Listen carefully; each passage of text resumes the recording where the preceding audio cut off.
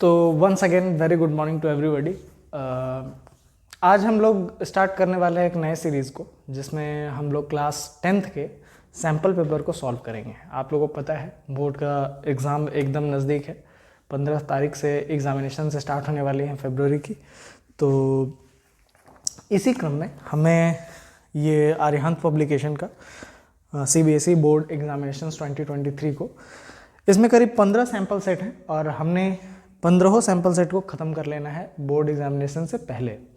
तो मैं आपको एक एक सैम्पल पेपर हर दिन कंप्लीट करवाऊंगा, और अगर आप थोड़ा सा बड़ा हो सकता है, क्योंकि एक सैम्पल सेट को सॉल्व करने में कम से कम 3 घंटा तो लगेगा, क्योंकि इसमें पूरा करीब 37-38 क्वेश्चन है। तो आप इस वीडियोज़ को देखिए और अपने पूरे जितना भी आपका चैप्टर है सबका रिवीजन 1 गो में हो जाएगा। और आप कम से कम अगर 10 सैम्पल सेट पर भी कर लोगे तो आपको कमांड आ जाएगा हर एक चैप्टर के कि किस तरह के क्वेश्चंस आ रहे हैं हर एक चैप्टर से, और उसके जो क्वेश्चंस होंगे उसे कैसे कंप्लीट करेंगे। आपको पता ही है कि इसमें देखिए, सबसे पहले मैं आपको बता दूं कि इसमें 4 पार्ट में क्वेश्चन को बांटा गया है, जिसमें पहला ग्रुप ए जो पार्ट है वो 1 मार्क्स का है। उसमें करीब 10 क्वेश्चन। चलिए मैं एक सैम्पल सेट निकाल लेता हूँ। हाँ, सैम्पल पेपर 1, ठीक है। तो इसमें भी 2 है, एक स्टैंडर्ड है और एक ये है नॉर्मल है। तो ये स्टैंडर्ड वाला है, आप देख लीजिए, मैथमेटिक्स का स्टैंडर्ड वाला। इसमें 4 सेक्शन है। सेक्शन ए में 20 क्वेश्चन है 1 मार्क्स के, यानी 20 मार्क्स आपका इधर से कवर होगा। फिर सेक्शन बी में 5 क्वेश्चन है 2 मार्क्स के, 5 दूनी 10, यानी उधर आपका 20 और इधर 10, 30 मार्क्स हो गया। फिर आपका सेक्शन से में 6 क्वेश्चन है 3 मार्क्स का, 18 मार्क्स, 6 3 18। और सेक्शन डी में 4 क्वेश्चन है 5 मार्क्स का, 20। और फिर सेक्शन ई है, सेक्शन ई में आपका 4 मार्क्स का एक क्वेश्चन है जो कि इंटीग्रेटेड और वैल्यू बेस्ड क्वेश्चन है। और ऑल क्वेश्चंस आर कंपलसरी, सारे क्वेश्चंस आपको बनाने ही हैं।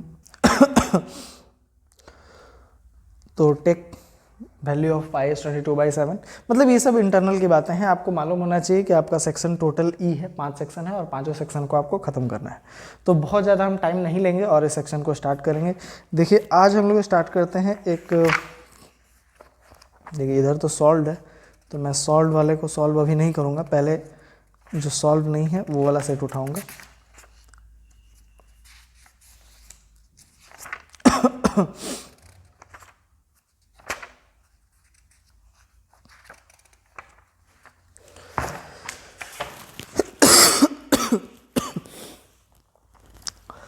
चलिए हम लोग करने वाले हैं सैम्पल पेपर। देखिए ये क्वेश्चन मैं आपको वीडियो जब बन जाएगी तो वहाँ पे मैं डाल दूंगा इस क्वेश्चन पेपर को।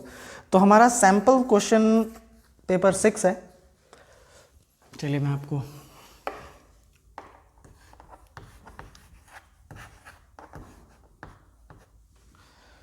CBSE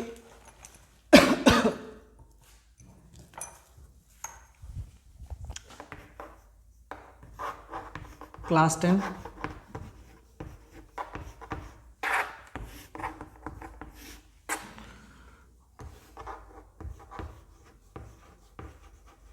board exams.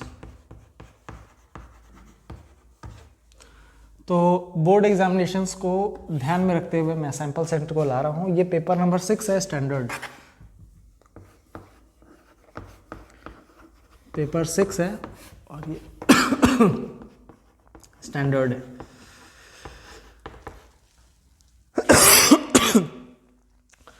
तो चलिए स्टार्ट करते हैं। सेक्शन ए, सेक्शन ए में 20 क्वेश्चन है, आपको पता ही होगा। तो सेक्शन ए,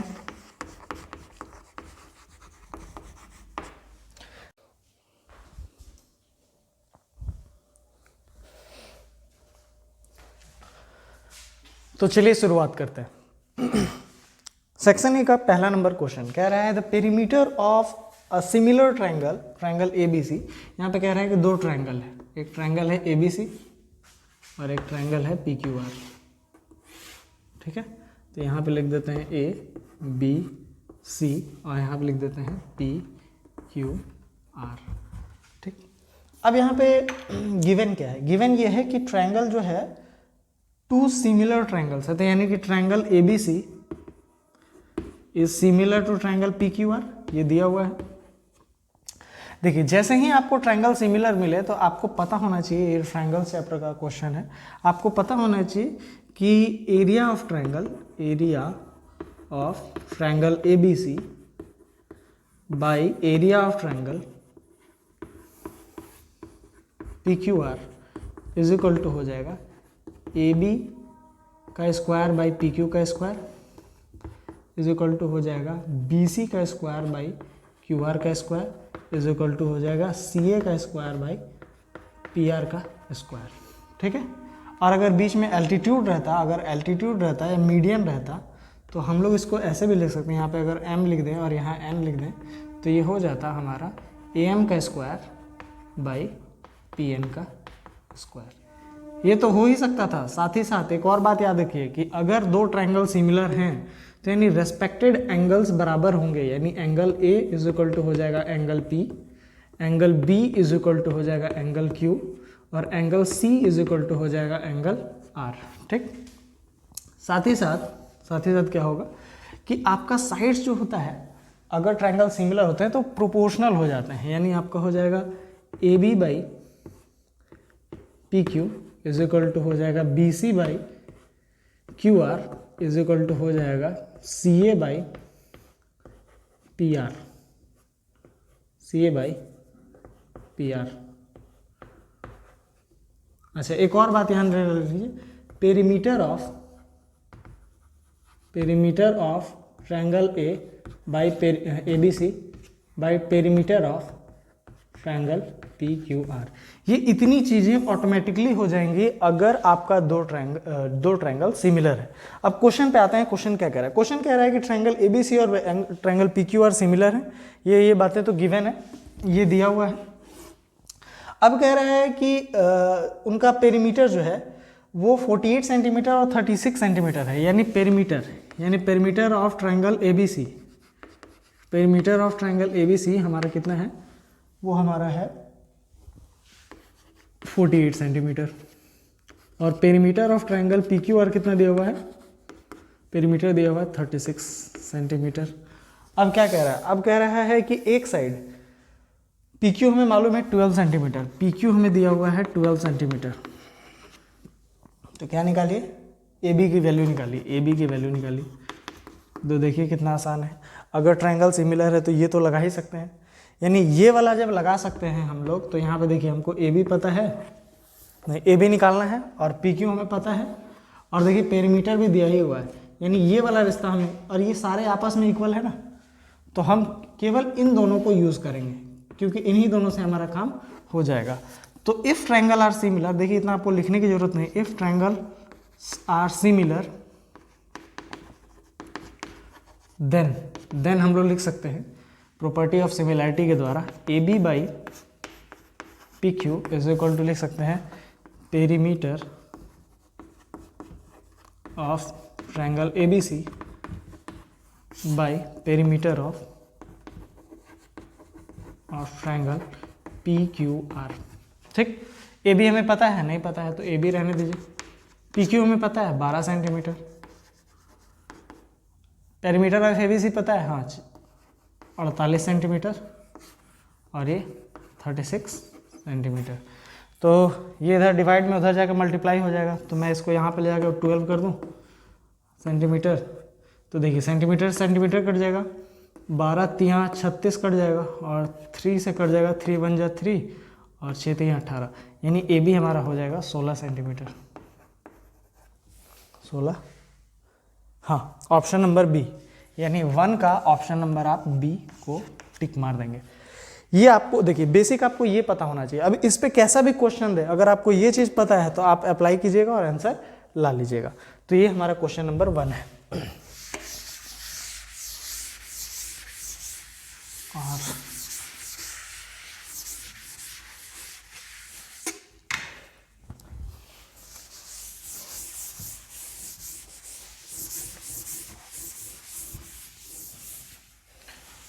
तो चलिए अब हम लोग बढ़ेंगे क्वेश्चन नंबर 2 की ओर।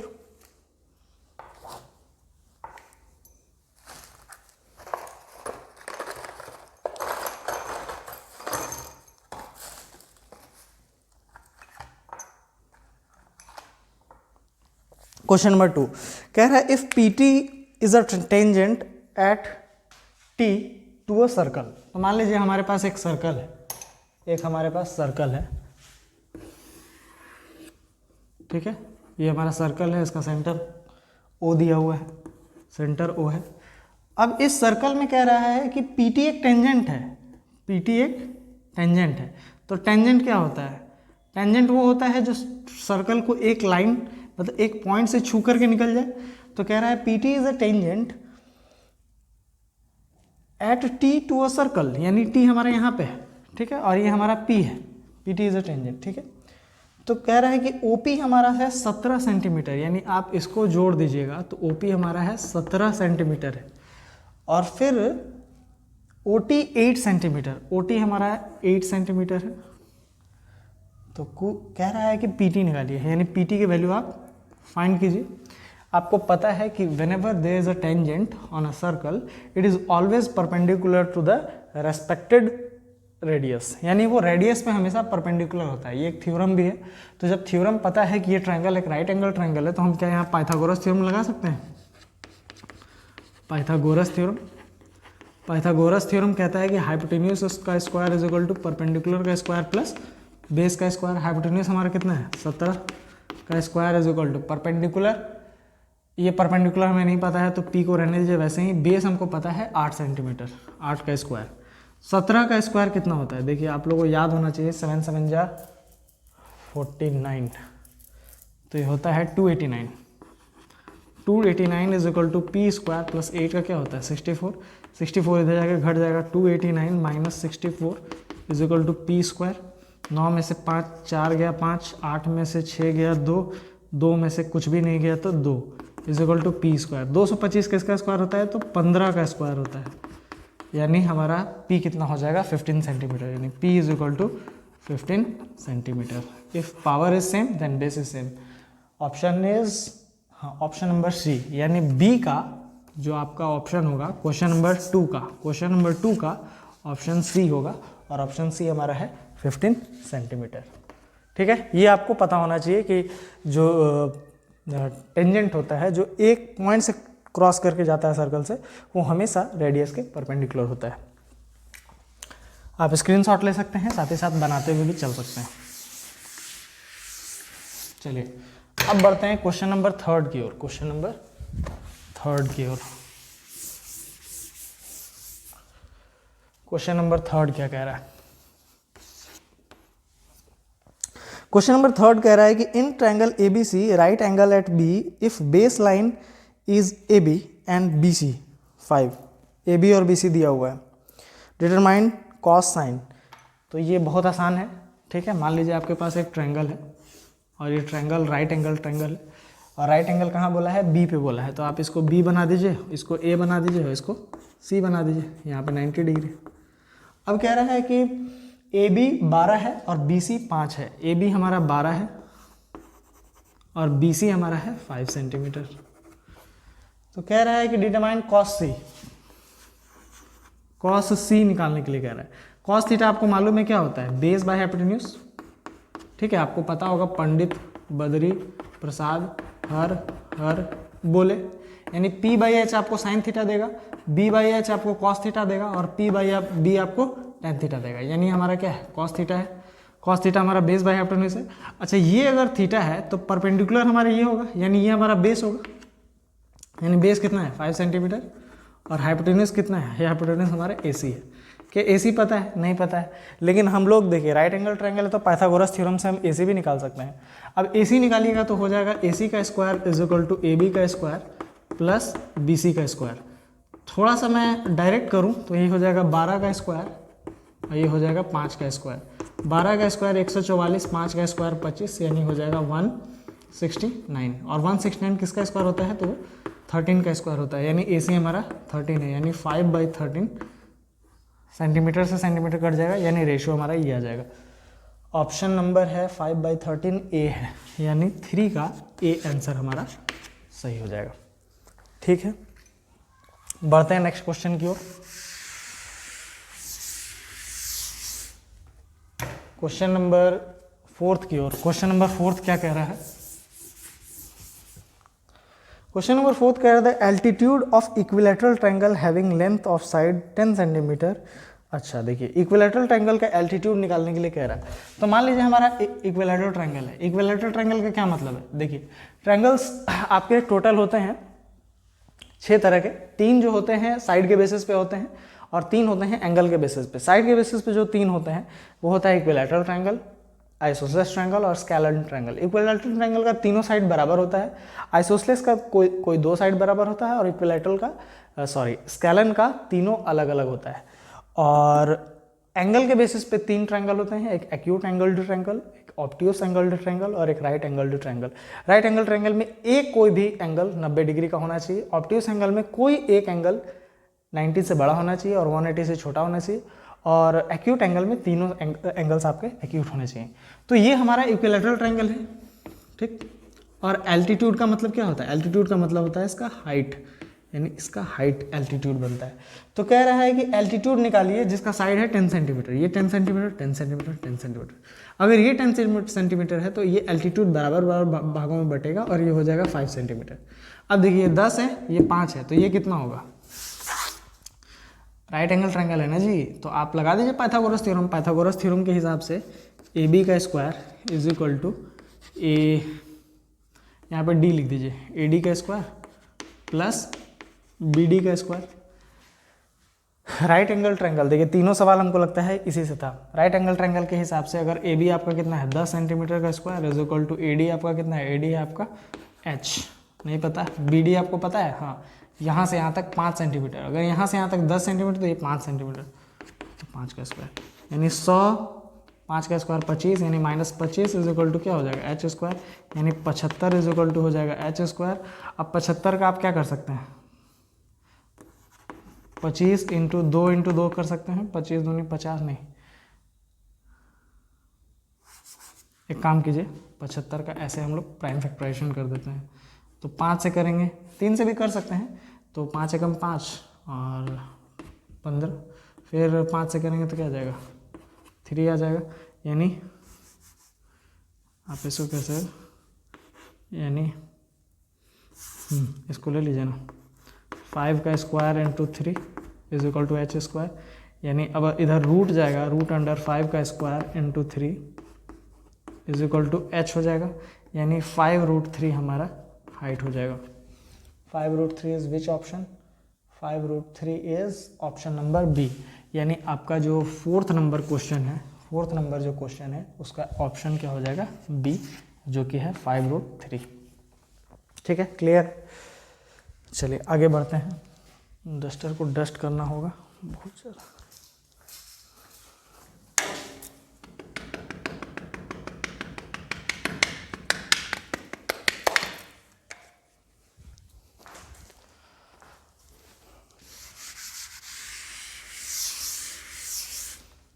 ठीक है, अब बढ़ते हैं क्वेश्चन नंबर 5 की तरफ।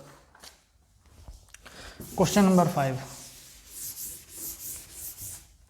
क्वेश्चन नंबर 5 कह रहा है कि from a solid circular cylinder a height 10 centimetre and radius base 6 centimetre a right circular cone of same height and same base is removed. तो राइट सर्कुलर सिलेंडर है, चलिए ये राइट सर्कुलर सिलेंडर है आपके पास। Right circular cylinder with height 10 centimetre. Height आपका कितना है? 10 सेंटीमीटर है।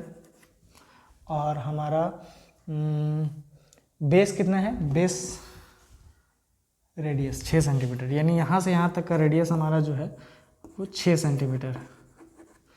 अब कह रहा है कि अब इसमें से राइट सर्कुलर कोन का सेम हाइट और सेम बेस को निकाल दीजिए। या राइट सर्कुलर कोन कैसा होगा?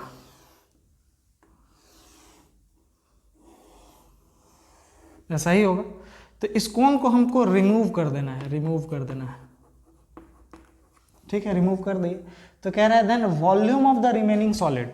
तो वॉल्यूम ऑफ रिमेनिंग सॉलिड क्या होगा? क्वेश्चन नंबर 5 है अपना, वॉल्यूम ऑफ रिमेनिंग सॉलिड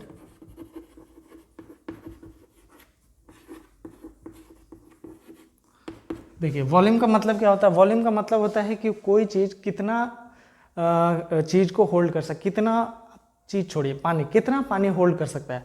मैं अगर इसका कह दूं कि इसका वॉल्यूम हमारा 1 लीटर है, 1 लीटर का मतलब इसमें 1 लीटर पानी ये रख सकता है। तो वॉल्यूम्स का मतलब होता है कि कोई चीज़ अपने अंदर कितना पानी स्टोर करके रख सकता है।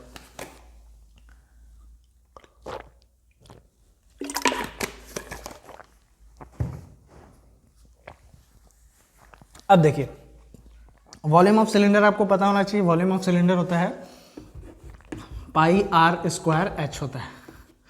अब इसमें से वॉल्यूम ऑफ कोन हटा दिए तो वॉल्यूम ऑफ कोन होता है -1/3 पाई आर स्क्वायर एच होता है। अब इसमें से इसको हटाएंगे तो एलसीएम लेंगे तो 3 हो जाएगा। ये हो जाएगा 2 pi r square h minus pi r square h, यानी हो जाएगा pi r square h by, sorry यहाँ पे 2 नहीं होगा, ये एलसीएम लेंगे तो यहाँ 3 हो जाएगा। तो 3 में से 1 जाएगा तो ये बच जाएगा 2/3 पाई आर स्क्वायर एच। आंसर को सॉल्व करके लाना है तो लाइए भाई, 2/3 पाई का वैल्यू रख दीजिए, 22/7 बोला है, नहीं पाई का वैल्यू अभी फिलहाल मत रखिए। आर का वैल्यू है 6, यानी आप कर दीजिए 6 × 6 कर दीजिए, और एच का वैल्यू है 10, तो 10 रख लीजिए। 3 से कट जाएगा 2 बार में, 2 2 जा 4, 6 चौके 24, 24 और 2 240, 240 पाई। हाँ, ऑप्शन नंबर सी है, यानी 5 का ऑप्शन नंबर सी 240 पाई। यानी इसका वॉल्यूम कितना बचेगा, तो इतना ही जगह बचेगा ना। देखिए इतना जगह जो बचा है यही रिमेनिंग वॉल्यूम है, क्योंकि आपने पूरा एक बड़े सिलेंडर में से कोन को साइड आउट कर लिया है। तो ये हमारा आंसर है, ऑप्शन नंबर सी है। ठीक है, अब बढ़ते हैं क्वेश्चन नंबर 6 की ओर। क्वेश्चन नंबर 6, क्वेश्चन नंबर 6 कह रहा है, क्वेश्चन नंबर 6 कह रहा है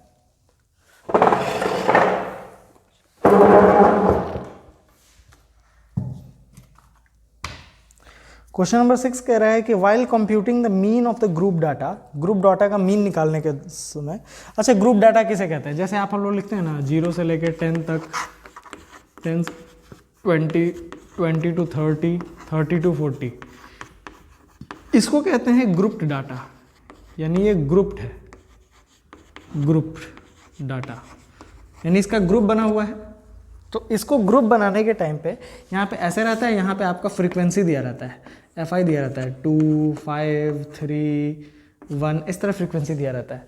तो हमको इसका एक्सआई निकालना होता है। तो एक्सआई निकालने के लिए क्या करते हैं, एक्सआई निकालने के लिए हम लोग करते हैं अपर limit plus lower limit by 2 कर देते हैं, यानी 0 + 10 यानी 10/2 यानी 5, 20 + 10 30/2 यानी 15, यानी उसको क्या करते हैं, दोनों को जोड़ के डिवाइड बाई 2 करते हैं। तो ऑप्शन क्या कह रहा है, evenly distributed over all the classes, नहीं, centred at the class mark. जी हाँ, तो ये हमारा क्लास मार्क, इसी को क्लास मार्क कहते हैं। क्लास मार्क का फॉर्मूला क्या होता है, class mark is equal to upper limit plus lower limit by 2। तो क्लास मार्क पे ही हमारा ग्रुप फ्रीक्वेंसी का डाटा ये रहता है, मर्ज रहता है। तो इसका ऑप्शन क्या होगा, इसका ऑप्शन होगा centred at the class mark of the classes, यानी इसका आंसर होगा छठे नंबर का बी हो जाएगा। आई होप कि आपको समझ में आया है।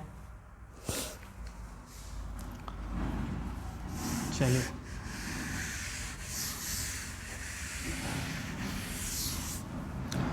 अब बढ़ते हैं क्वेश्चन नंबर 7 की ओर। कह रहा है the value of 2 sin square, question number 7, the value of 2 sin square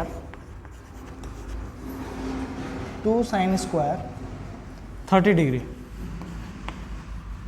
plus, no not plus, यहाँ पे है 10,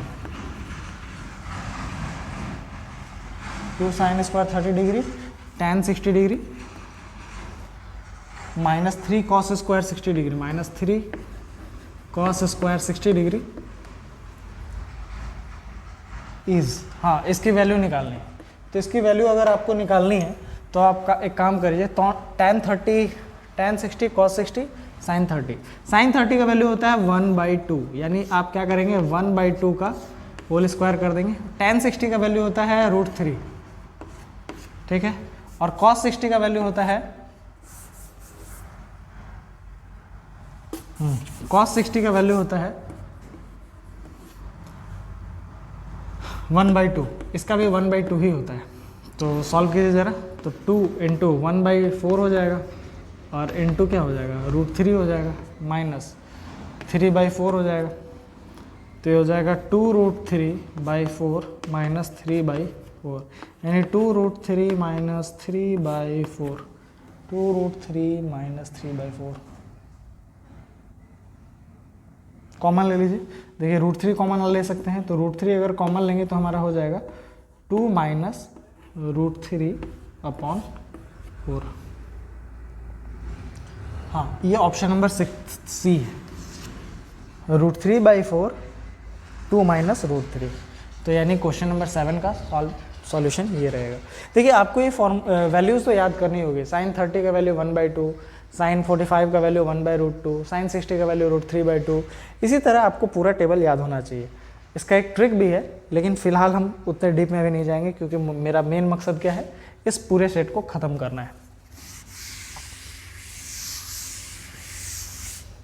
चलिए अब बढ़ते हैं क्वेश्चन नंबर 8 की तरफ। क्वेश्चन नंबर 8 कह रहा है, क्वेश्चन नंबर 8 कि if two triangles, triangle DEF and triangle PQR, angle D is equal to angle Q, दो ठो ट्रायंगल है DEF, मान लीजिए दो ट्रायंगल है, ये मैंने मान लिया D, ये मैंने मान लिया E और ये मैंने मान लिया F, और सेकंड ट्रायंगल जो है वो है PQR।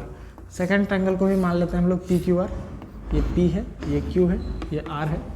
अब कह रहा है कि एंगल D एंगल Q के बराबर है, एंगल D जो है वो एंगल Q के बराबर है, और एंगल R एंगल E के बराबर है, एंगल R जो है वो एंगल E के बराबर है, यानी एंगल्स तीनों बराबर हैं। तो आपको मालूम है कि दो एंगल बराबर हो गया तो by AA similarity, angle angle angle similarity या AA सिमिलैरिटी, थर्ड को तो सिमिलर होना ही पड़ेगा, थर्ड को इक्वल होना ही पड़ेगा, क्योंकि तीनों का सम क्या होता है, 180 होता है, तीनों एंगल का सम 180 होता है, ये इसके बराबर, ये इसके बराबर, तो भाई AA सिमिलैरिटी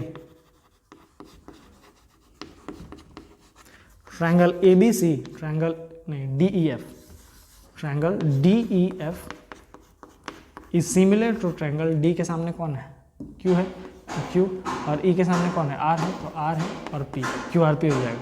अगर ऐसा हो गया, ठीक है, हमने AA से सिमिलर कर दिया, तो क्वेश्चन क्या कह रहा है कि then which of the following is not true, कौन सा सही नहीं है, तो कह रहा है EF/PR, EF/PR is equal to DF/PQ, DF/PQ, ये सही है। दूसरा कह रहा है DE/QR, DE/QR, अब इसको मिटा लिया जाए, DE/QR, ठीक है, DE/QR is equal to EF/QP, EF/QP। देखिए ये दोनों यहाँ पे सेम है, यहाँ पे ये रैंडम वाला हुआ, यानी सेकंड ऑप्शन गलत है, यानी option number B is wrong.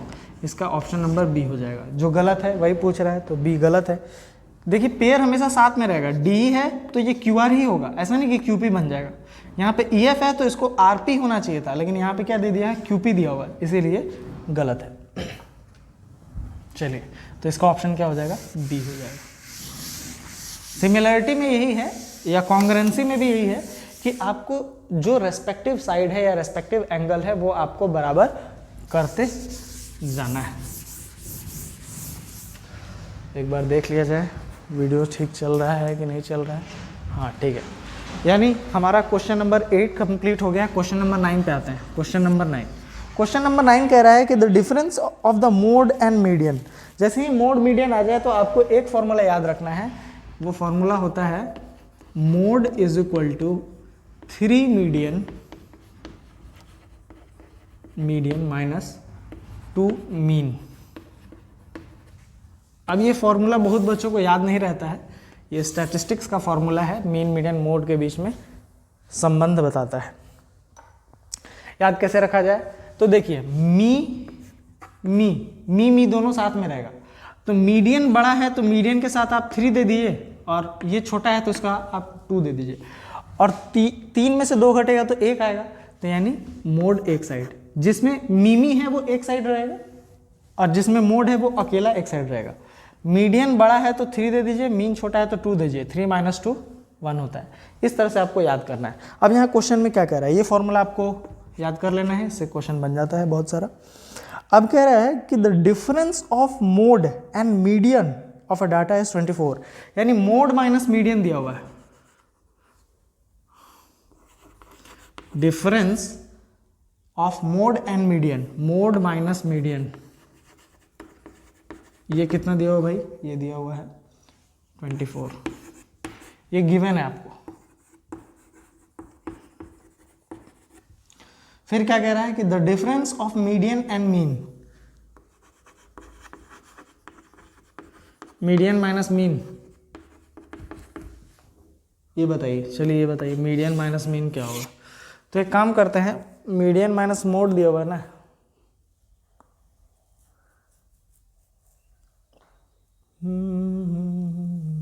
Mode और मीडियन दिया हुआ है, इसको इधर ले जाएंगे तो ये माइनस में चला जाएगा।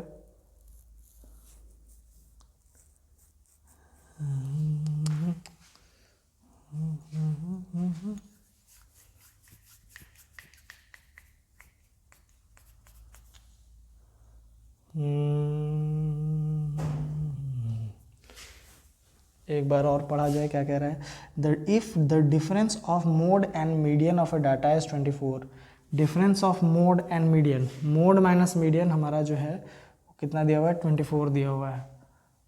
हाँ, और कह रहा है कि देन डिफरेंस इन मीडियन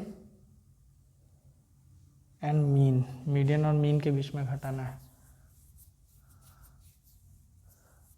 हाँ, तो एक काम कीजिए, इन दोनों को हटाएंगे तो हमको यहाँ 3 लाना होगा, 3 लाना होगा तो हमको यहाँ पे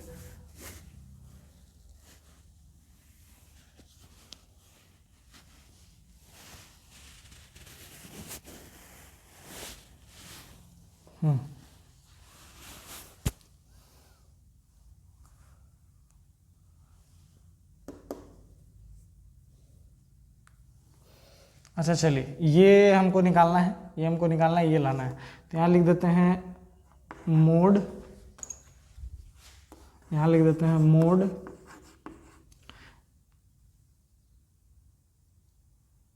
यहाँ पे इसको लिख देते हैं 2 median,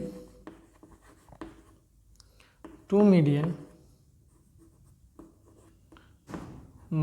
plus median -2 minus mean,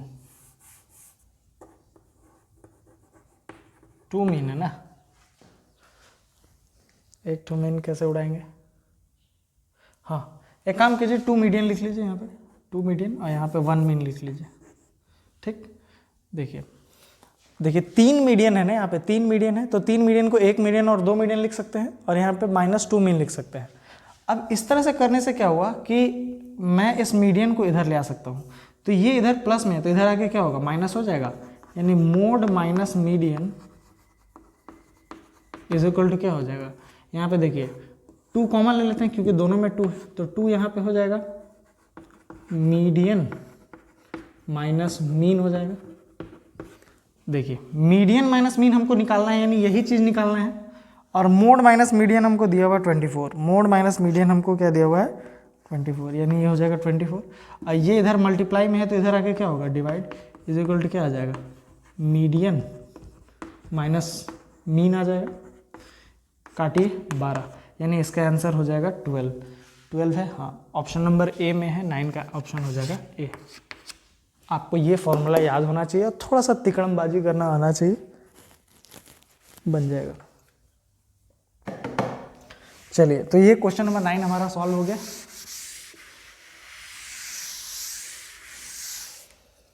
क्या हुआ,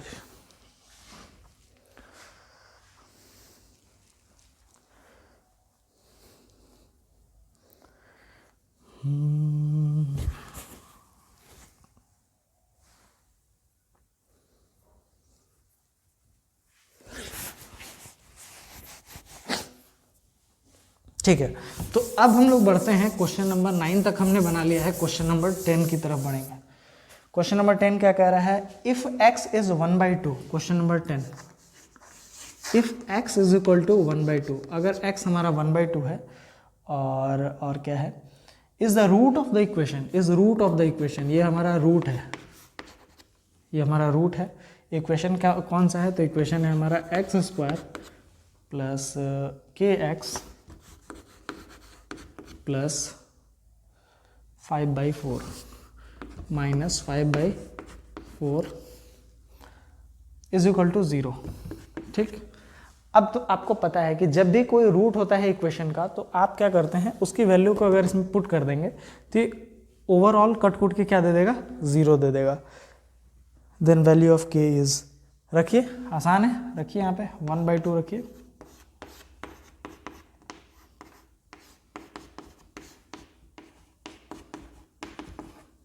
वन बाई टू का square 1/4 minus 5/4 plus k/2 is equal to 0।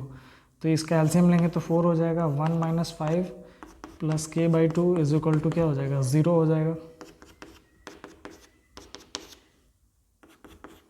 Minus 4/4 minus 1 उधर जाएगा तो क्या होगा, +1, यानी k/2 इज इक्वल टू +1, 2 उधर जाएगा तो इनटू हो जाएगा, यानी k इज इक्वल टू हो जाएगा 2। ऑप्शन नंबर डी, 10 का option number D, question number 10 solve हुआ।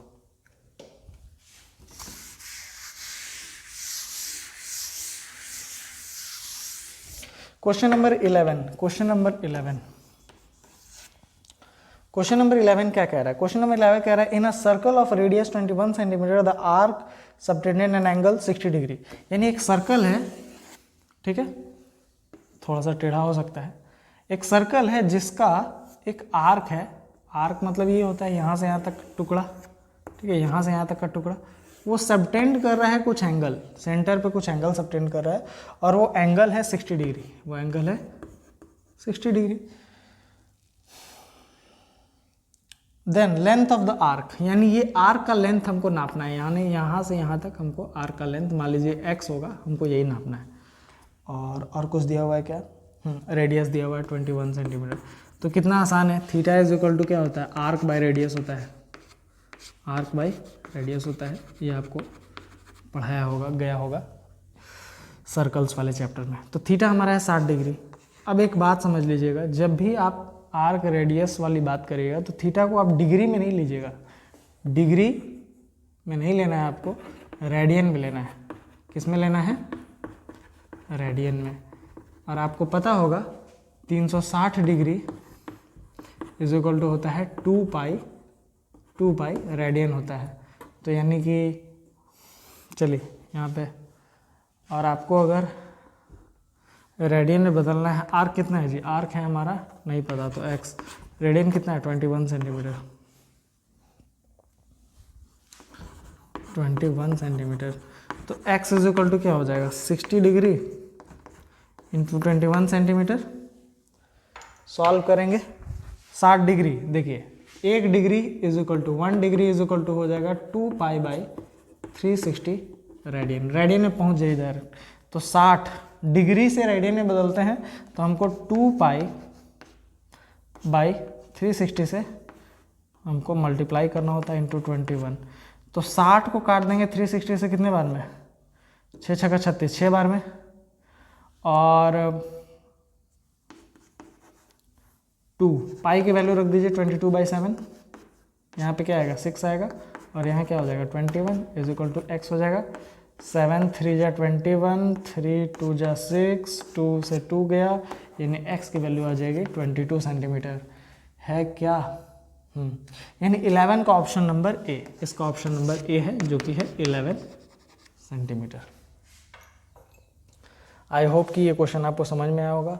किसी भी तरह का डाउट होगा तो आप ज़रूर बताइएगा।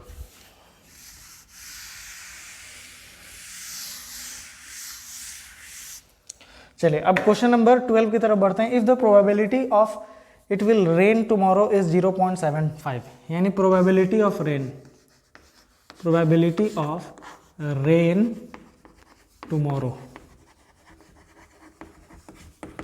कह रहा है 0.75। अब आप जान लीजिए प्रोबेबिलिटी का फॉर्मूला होता है P is equal to NE/NS, number of event, favourable event by number of sample space, ये होता है। आपको एक बात और जाननी चाहिए कि प्रोबेबिलिटी जो होता है वो हमेशा 0 से बड़ा होता है या 0 के इक्वल भी हो सकता है, या 1 के छोटा या 1 के इक्वल। अगर प्रोबेबिलिटी 0 है यानी वो इवेंट होने की संभावना एकदम 0 है यानी इम्पॉसिबल इवेंट है, और अगर 1 है यानी वो श्योर इवेंट है, और अगर दोनों के बीच में है यानी उसको प्रोबेबल इवेंट कहते हैं। अब यहाँ रेन का हमारी प्रोबेबिलिटी दे रखी है और कह रहा है कि then probability it will not rain tomorrow, ठीक है, रेन नहीं होगा। तो आपको मालूम है P नॉट E का फॉर्मूला क्या होता है? P नॉट E का फॉर्मूला होता है 1 माइनस P, यानी अगर होने का संभावना अगर 75% है तो ना होने का संभावना कितना है? 25%। तो यहाँ पे हम लोग लिख देंगे P नॉट E पूछ रहा है ना, तो 1 माइनस 0.75 यानी हो जाएगा 0.25, यानी 0.25 हमारा आंसर हो जाएगा। ऑप्शन नंबर डी, यानी आपका 11 का ऑप्शन नंबर क्या हो जाएगा? डी हो जाएगा। नहीं 11 का नहीं, ये 12 नंबर क्वेश्चन है, इससे पहले अभी हमने 11 बनाया था, ये 12 नंबर क्वेश्चन है, इसका ऑप्शन हो जाएगा डी। आपको फॉर्मूला याद रखना है ये वाला। कहाँ से आया इसके लिए आपको प्रोबेबिलिटी थोड़ा सा जानना होगा, पढ़ना होगा। चलिए अब बढ़ते हैं क्वेश्चन नंबर 13 की ओर। क्वेश्चन नंबर 13 की ओर, क्वेश्चन नंबर 13 क्या कह रहा है? If tan theta is 1/2, tan theta हमारा कितना है? tan थीटा है 1/2। फिर कह रहा है कि then value of 2 cot square theta, 2 cos square theta plus 2 cot square theta plus 2 is, यानी इसकी वैल्यू हमें नहीं पता है। tan थीटा मालूम है, cot थीटा में जाने में कोई तकलीफ है नहीं, आपको पता होना चाहिए कि tan theta is equal to होता है 1/cot थीटा, 1/cot थीटा, या तो अगर आप cot थीटा निकालना चाहेंगे, cot theta is equal to 1/tan theta भी हो जाएगा ना। अच्छा 1/tan थीटा, tan थीटा की वैल्यू कितनी दी है? 1/2, 1/1/2, तो 1/2 पलट जाएगा, तो यानी हो जाएगा 1 × 2/1, यानी आंसर आ जाएगा 2, यानी cot थीटा हमारा क्या आ जाएगा? 2 आ जाएगा। 2 की वैल्यू पुट कर दीजिए, 2 × 2 का स्क्वायर प्लस 2, 2 2 जा 4, 4 2 जा 8, 8 प्लस 2 इज इक्वल टू 10, यानी इसका आंसर हो जाएगा 10 सेंटीमीटर। हाँ, ऑप्शन नंबर ए, 13 का ऑप्शन नंबर ए 10 सेंटीमीटर। ठीक है, आगे बढ़ते हैं। Question number 14, the line segment joining the points P and Q trisected, the coordinates of the point of trisection. अच्छा चलिए, तो यहाँ पे कह रहा है कि एक लाइन सेगमेंट है, ठीक है, ये लाइन सेगमेंट है जिसकी वैल्यू है पॉइंट P है और ये पॉइंट Q है। द लाइन ट्राइसेक्टर मतलब क्या होता है कि वो 3 बराबर बराबर भागों में बांट दिया गया है।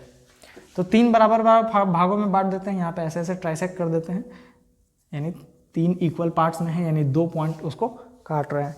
P की वैल्यू दी रखी है, P की वैल्यू है 3, -1 और Q की -6, -5। ठीक है, the coordinates of the point trisected are,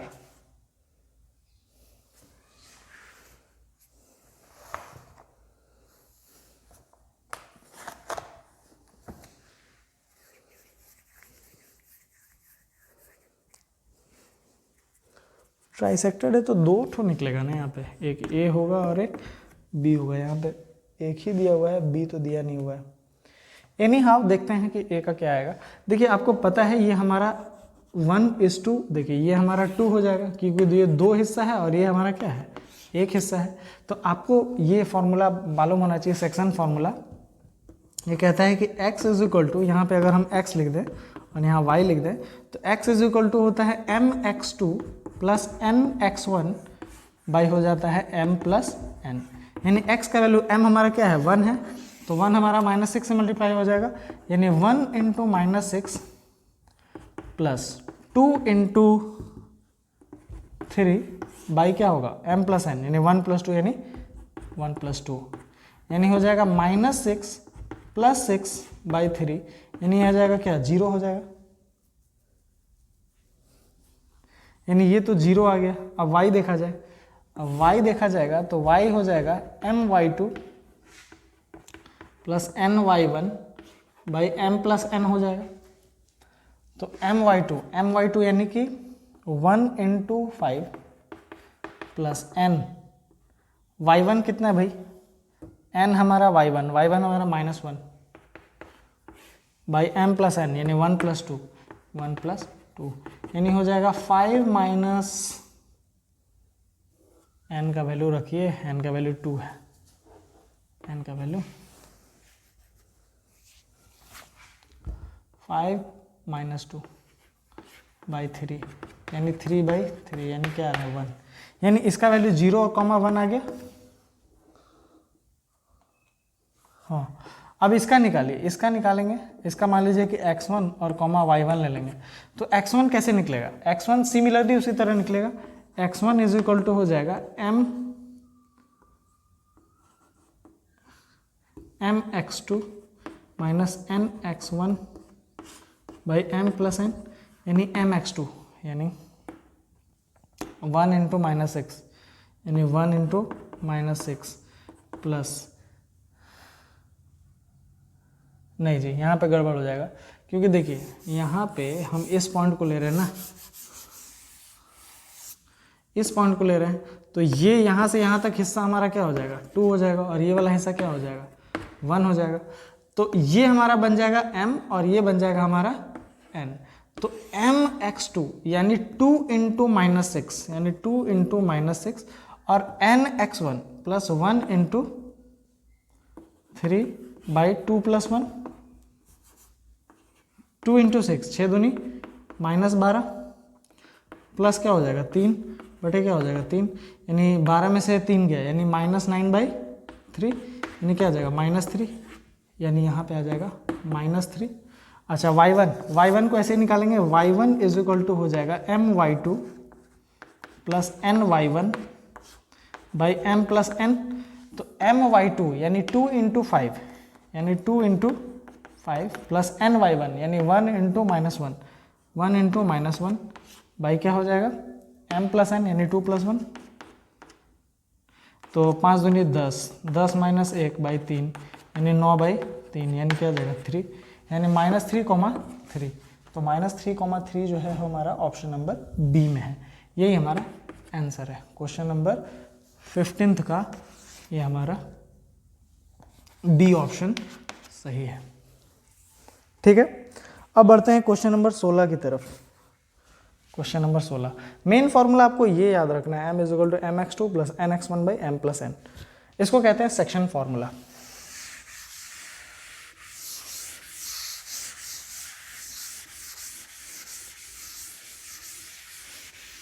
चलिए अब बढ़ते हैं क्वेश्चन नंबर 16 की तरफ।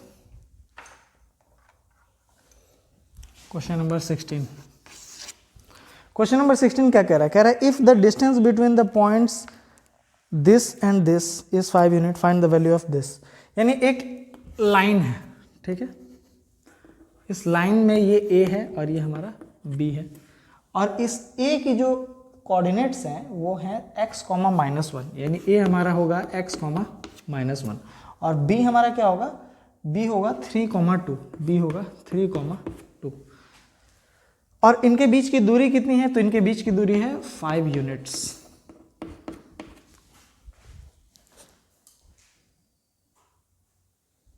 ठीक है, काफ़ी लंबा वीडियो हो रहा है, लेकिन मुझे लगता है कि सेक्शन 1 ख़त्म करने के बाद मैं दूसरा सेक्शन जो है वो सेपरेट दूंगा, क्योंकि 44 मिनट हो गए हैं और सेक्शन ए में भी अभी 4 क्वेश्चन बाकी हैं। तो कह रहा है कि बताइए तो x की वैल्यू क्या है, यहाँ पे ये x की वैल्यू, तो यहाँ पे डिस्टेंस फार्मूला लगाएंगे। तो डिस्टेंस फार्मूला जो होता है, डिस्टेंस इज इक्वल टू होता है √x2 माइनस x1 का whole square plus y2 minus y1 का होल स्क्वायर, यानी ये क्या हो जाएगा √x2 माइनस x1 यानी 3 माइनस x यानी 3 माइनस x का होल स्क्वायर और y2 माइनस y1 यानी क्या हो जाएगा, y2 हमारा है 2 माइनस y1 कितना है -1 का होल स्क्वायर। अच्छा डिस्टेंस दोनों के बीच में कितना है 5 है। अच्छा इसका स्क्वायरिंग बोथ साइड करेंगे तो इसका रूट हटेगा तो यहाँ 25 हो जाएगा, यानी 25 इज इक्वल टू हो जाएगा 3 माइनस x का होल स्क्वायर प्लस 2 प्लस 1 का होल स्क्वायर। तो जरा तोड़िए, ये 25 हो जाएगा, ये हो जाएगा 3 का square, a square plus b square minus 2ab। 3 का स्क्वायर होता है 9, b का स्क्वायर होता है एक्स स्क्वायर माइनस 3 दूनी 6, तो माइनस 6x प्लस 3 का स्क्वायर होता है 9। अब देखिए 9 और 9 कितना होता है, तो इधर 0 कर देते हैं, 9 9 18, यानी 18 minus 25 plus x square minus 6x। तो यहाँ क्या हो जाएगा, ये हो जाएगा, इधर सॉल्व करते हैं तो यहाँ लिख देते हैं x square minus 6x plus 25 देखिए और 6 तो 18, 7 हो जाएगा, तो यानी हो जाएगा -7 हो जाएगा ना, इज इक्वल टू 0। माइनस करना है, 7 लाना है, गुणा करने से इसको स्प्लिट द मिडिल टर्म से बनाते हैं, स्प्लिट द मिडिल टर्म। तो स्प्लिट द मिडिल टर्म में क्या होता है कि इस वाले को ऐसे तोड़ते हैं कि गुणा करने पे 7 आ जाए और घटाने पे, क्योंकि ये साइन यहाँ पे क्या है माइनस है, घटाने पे 6 आ जाए। तो हमें आराम से दिख रहा है एक्स स्क्वायर माइनस, यहाँ पे लिख देते हैं 7 माइनस 1, यहाँ x और माइनस 7 इज इक्वल टू 0। तो ये हो जाएगा x square minus 7x minus minus plus x minus 7 is equal to क्या हो जाएगा, 0 हो जाएगा। इन दोनों में x कॉमन है, ले लीजिए, इन दोनों में कुछ कॉमन नहीं है, 1 कॉमन है, इन दोनों में x माइनस 7 कॉमन है, तो x की वैल्यू क्या आ जाएगी, एक बार x की वैल्यू हो जाएगी +7 और एक बार x की वैल्यू हो जाएगी -1। ठीक है, तो यानी ऑप्शन हमारा क्या हो जाएगा +7 और -1, जो कि हमारा ऑप्शन नंबर डी है, यानी 16 का आंसर क्या हो जाएगा, डी हमारा सही हो जाएगा। ठीक, चलिए बढ़ते हैं 17 की ओर।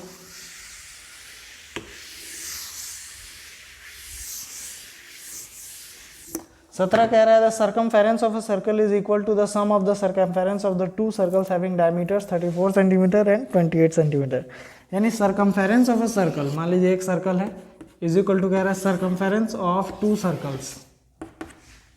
मान लीजिए इसका सर्कमफेरेंस C1 है और इसका हम सर्कमफेरेंस C2 मान लेते हैं, इसका सर्कमफेरेंस C3 मान ले। कह रहा था the circumference of a circle is equal to the sum of the circumference of 2 circles, यानी C1 बराबर C2 प्लस C3 है। 2 circles having diameter 34 centimetre and 28 centimetre. ये हमारा है 34 सेंटीमीटर और ये हमारा है 28 सेंटीमीटर। इसको माने ये तो हो सकता है, ये 28 होना चाहिए था, ये 34 होना चाहिए, कोई बात नहीं।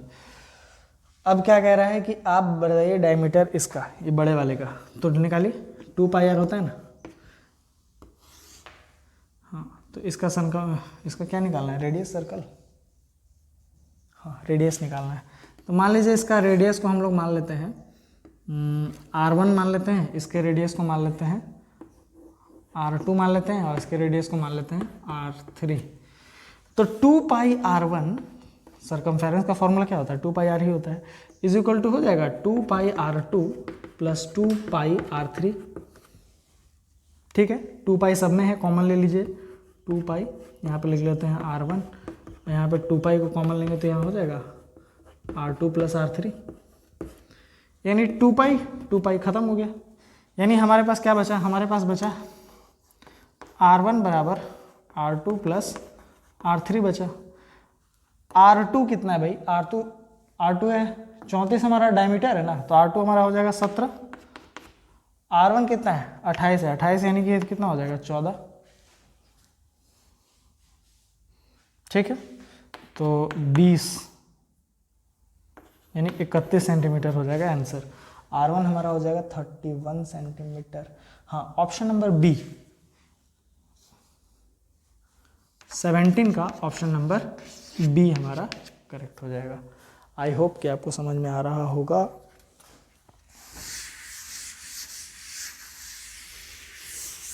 देखिए मैं आपको इतना समझा रहा हूँ इसलिए थोड़ा सा वक्त लग रहा है, एग्जाम में और फास्ट बनाना है हम लोग। अब कह रहा है कि question number 18, if the point A and B are on the circle of the centre इतना, देन वैल्यू ऑफ एक्स निकालिए।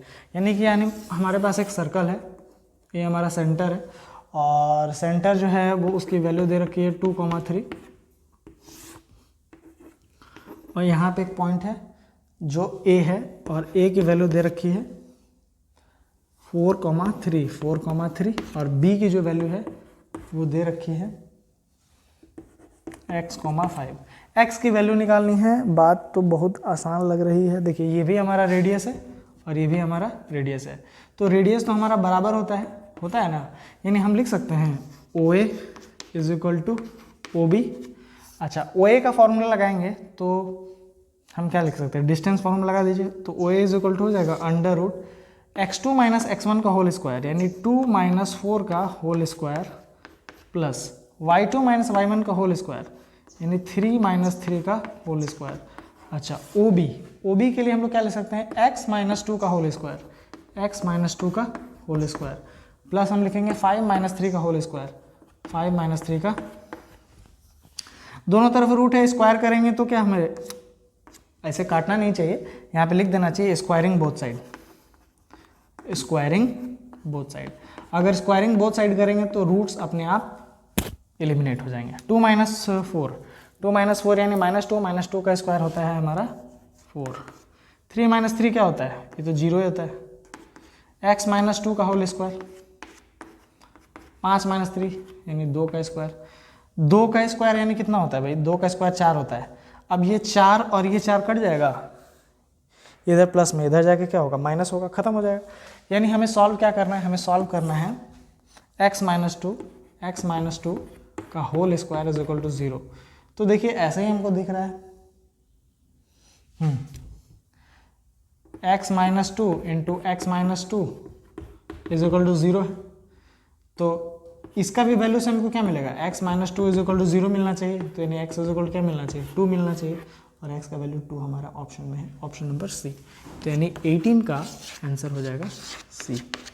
तो देखिए इसी के साथ हमारा सेक्शन ए कंप्लीट हुआ, और सेक्शन बी इसका नेक्स्ट वीडियो में आपको दे दूंगा, क्योंकि ये काफ़ी लंबा वीडियो हो गया है।